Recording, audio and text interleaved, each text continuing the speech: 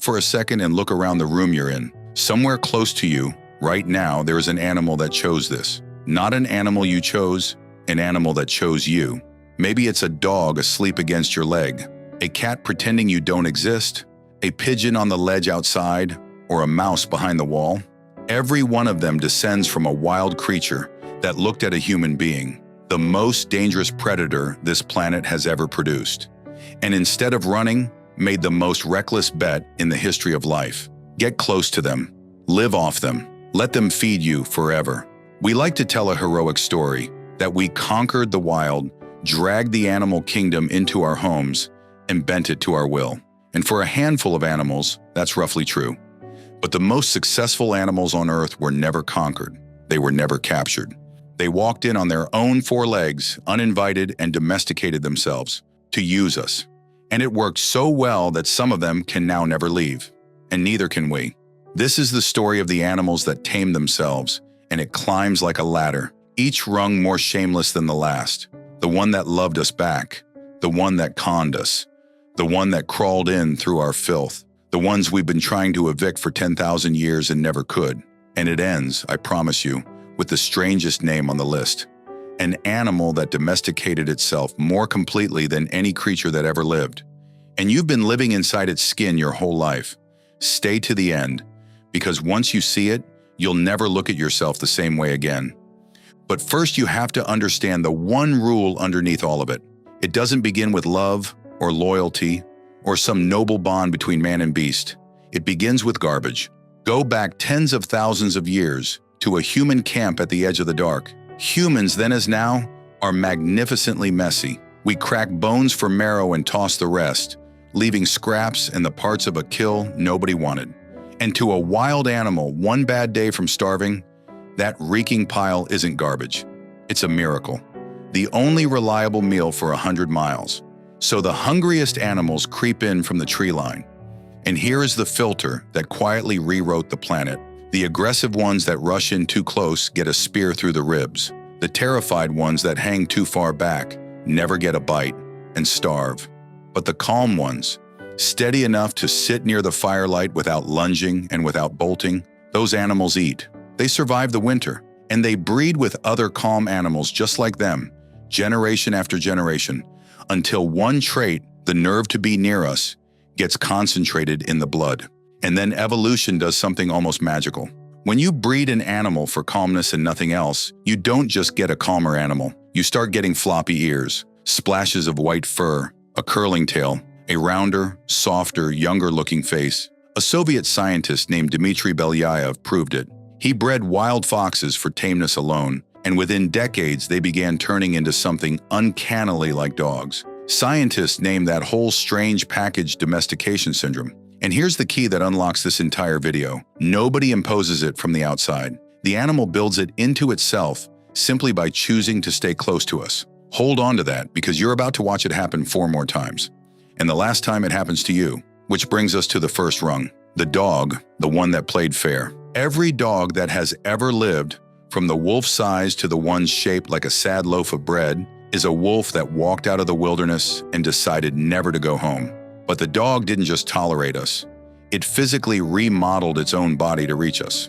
Dogs evolved a tiny muscle above the eyes that wolves simply don't have, and its only job is to lift the brow into that soft, wounded, please don't leave me puppy face. The exact expression a human being is neurologically incapable of ignoring. And when your dog locks eyes with you, you both release oxytocin, the same chemical that floods a mother the first time she looks at her newborn. A carnivore descended from something that used to hunt us in the dark has been rewired, at the level of brain chemistry, to love us like a parent. And we fell for it so completely that 14,000 years ago, before farming, before writing, we were already burying dogs in human graves. Not thrown in a pit, laid down carefully, curled beside their people, a human hand sometimes resting on the animal's body. The dog gave back everything it took. It met us exactly halfway. But the dog is the honest one. The next animal didn't play fair for a single second. The cat. And you probably believe humans domesticated the cat. What if it was the other way around?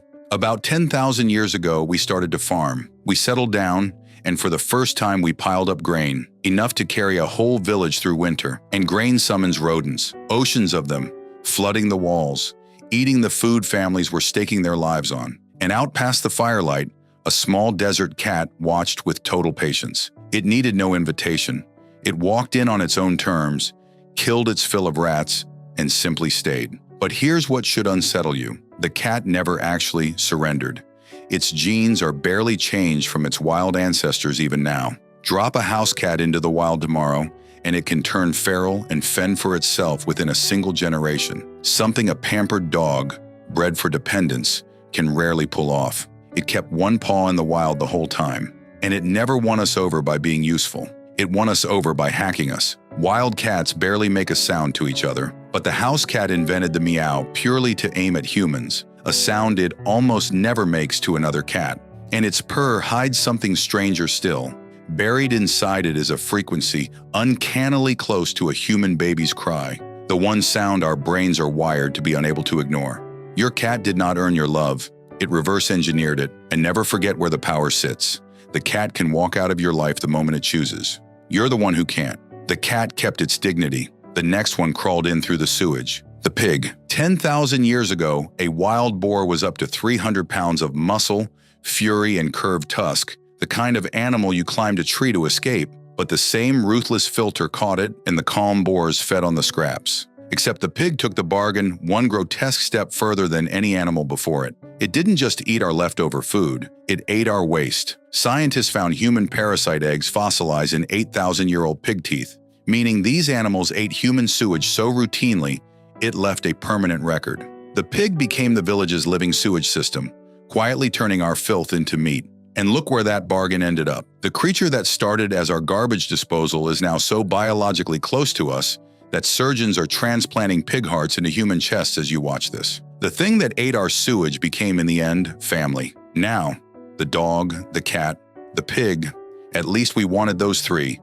The next ones we never invited, and no human who has ever lived has managed to get rid of them. The house mouse, the black rat, the pigeon, the house sparrow, they ran the identical play, move into the human world, live off the overflow, but skip the make yourself useful step entirely. They give us nothing, and in raw numbers they are among the most successful animals that have ever existed, because they figured out the darkest version of the lesson. The house sparrow followed our farms out of the Middle East and rode our species to nearly every continent on Earth. It lives where we live and almost nowhere we don't. The literal shadow our civilization casts across the world. And that grubby city pigeon on the ledge, it's a wild cliff dove that looked at our skylines and thought, those are just cliffs with better food. To a pigeon, a skyscraper ledge is the exact sea cliff its ancestors nested on for millions of years. It was never tamed, it rewilded onto us. These animals prove the thing nobody wants to say out loud. You don't have to be loved to win. You just have to make yourself impossible to remove. Scientists even have a cold word for the whole crowd, commensal,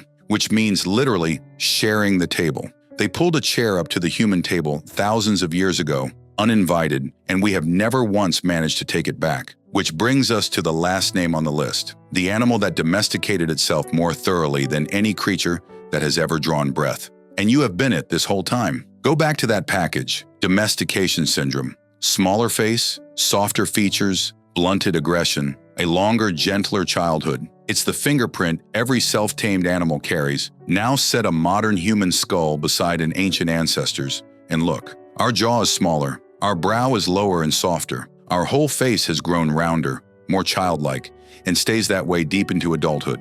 We wear the exact same fingerprint. And the explanation, argued by researchers like Richard Wrangham and Brian Hare, is staggering. Over the last tens of thousands of years, we bred ourselves the same way we bred dogs.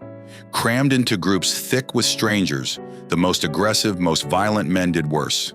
Driven out, punished, killed, leaving fewer children. And the calm ones, the cooperative ones, the ones who could sleep shoulder to shoulder with people they weren't even related to and not reach for a weapon. Those people thrived and multiplied and became us. We selected our own species for friendliness. We are, in the most literal biological sense, a tame animal, the one ape that reached down and domesticated itself. So look around your room one last time. The dog, the cat, the small thing moving behind the wall. Every one of them made the same desperate bet thousands of years ago that the safest place in a brutal, starving world was as close to us as they could get, but so did we. We didn't just build a home and watch the animals wander in. We were the first animal that moved in, into the villages, the cities, the rules and the strangers and each other, and we tamed ourselves on purpose, just to survive the crowd. Every creature sharing your home tonight, including the one reading these words off a glowing screen, is descended from a wild thing that stared out at the whole endless, dangerous world and chose the table instead. You were never the zookeeper. You were only ever the first one through the door.